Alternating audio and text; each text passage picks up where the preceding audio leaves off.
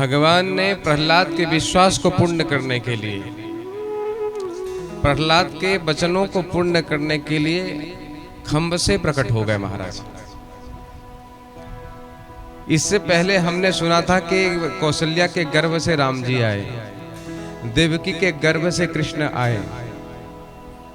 लेकिन कितने अद्भुत हैं हमारे प्रभु कि केवल अपने छोटे से 5 बरस के भक्त प्रहलाद ने कह दिया कि हाँ इस खम्भ में भगवान है, तो उस भक्त का वचन व्यर्थ ना चला जाए, इसलिए प्रभु खम्भ से प्रकट हो जाते हैं।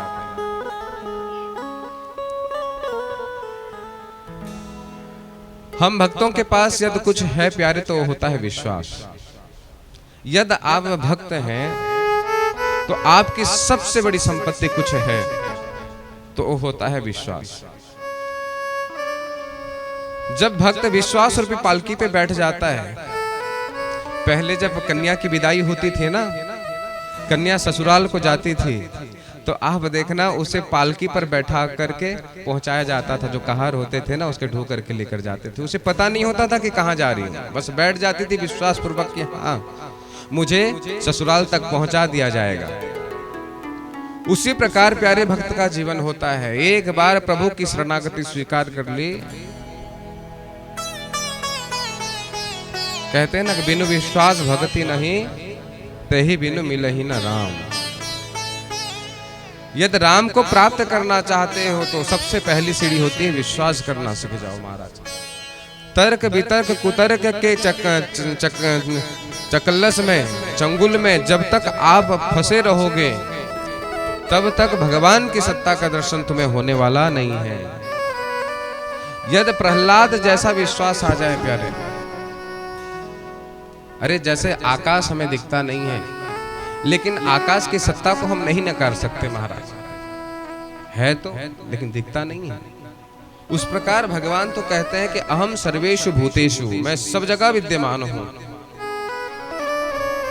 बस हम में कमी है कि हम उन्हें नहीं देख पा रहे। क्यों? अरे किसी को मोतियाबिंद हो जाए ना तो जगत उसे धुंधला लगता है। अब वो व्यक्ति ये कह दे कि भैया देखो जगत में धुंधलापन आ गया, तो मूर्खता किसकी है? उस व्यक्ति की है।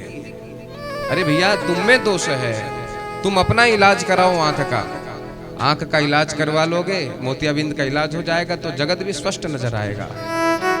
उस प्रकार प्यारे यदि भगवान हमें दिखाई नहीं दे रहे, भगवान की सत्ता का दर्शन हमें नहीं हो रहा है, तो मतलब कहीं ना कहीं कमियां हमारे भीतर है। भगवान में कोई कमी नहीं है महाराज। और ये कमी क्या है?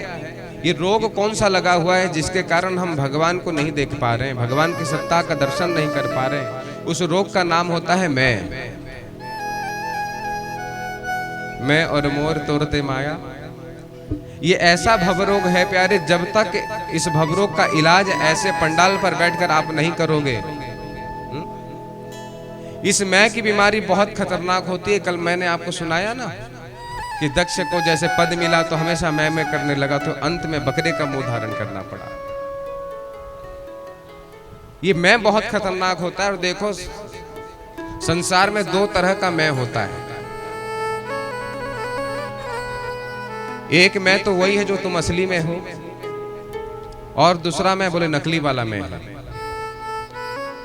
मतलब समझ आया? नहीं? अच्छा, संसार में ऐसा कोई सपना नहीं है जिस सपने में आपने अपने को ना देखा हो।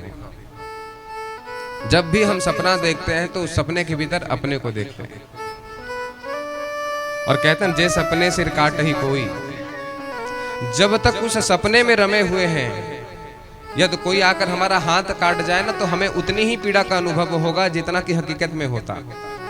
लेकिन कब तक उस पीड़ा का अनुभव होता रहेगा? बोले जब तक हम उस सपने के भीतर रमे हुए हैं।